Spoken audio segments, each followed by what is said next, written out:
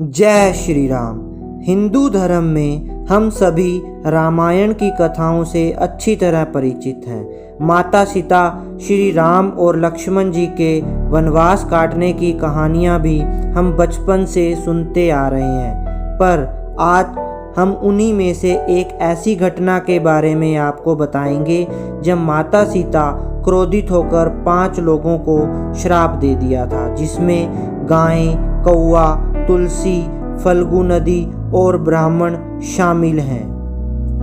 भगवान श्री राम और उनके भाई लक्ष्मण और पत्नी सीता के साथ वनवास जाने की बात तो आप सभी जानते हैं। इस बात से सभी अयोध्यावासी दुखी थे। राजा दशरथ राम और लक्ष्मण के वियोग के दर्द को भी झेल नहीं सके और उनकी मृत्यु हो गई। पिता के निधन की खबर सुनकर भगवान राम और उनके छोटे भाई लक्ष्मण को गहरी ठेस पहुंची। माता सीता, श्री राम और लक्ष्मण जी के वनवास काटने के दौरान राजा दशरथ जी की मृत्यु हो जाती है। उस दौरान उन सभी को अपने पिता के लिए पिंडदान करना था। पिंडदान हमेशा किसी पवित्र नदी के पास जाकर होता है। इस दौरान वह तीनों गया के फल्गु नदी के तट पर पहुँचे। जब वह नदी के पास पहुँचे तो श्री राम ने पंडित से पिंडदान की सामग्री के लिए पूछा। इसके बाद लक्ष्मण जी पास के गांव में सामग्री लेने निकल पड़े।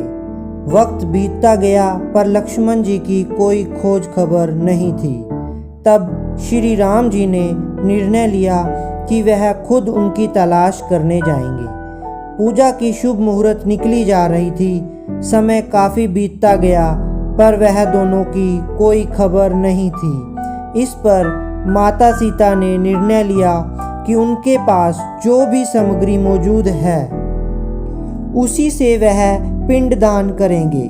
विधि पूर्वक माता सीता ने पूजा समाप्त की। यह पूजा सफल हो गई और राजा दशरथ जी ने भी इसे स्वीकार कर लिया था। यह देख माता सीता बहुत प्रसन्न हुई और उन्होंने फल्गु नदी, कौवा, गाय, तुलसी, ब्राह्मण और वट वृक्ष को इस बात का साक्षी बनने को कहा। पर जब श्री राम और लक्ष्मण जी वापस लौट कर आए तो उन्होंने पूजा के वक्त हुई सारी कहानी का जिक्र किया और उन सभी को अनुरोध किया कि वह सच्चाई बताएं। पर श्री राम के क्रोध को देखकर किसी ने भी कुछ बताने की हिम्मत नहीं की। केवल वट वृक्ष ने सारी सच्चाई बताई। इससे माता सीता को बहुत दुख हुआ और सभी को श्राप दे दिया। फल्गु नदी को उन्होंने श्राप दिया कि वह सिर्फ नाम की ही नदी होगी, उसमें कभी भी पानी नहीं होगा। आज भी यह नदी सूखी पड़ी है।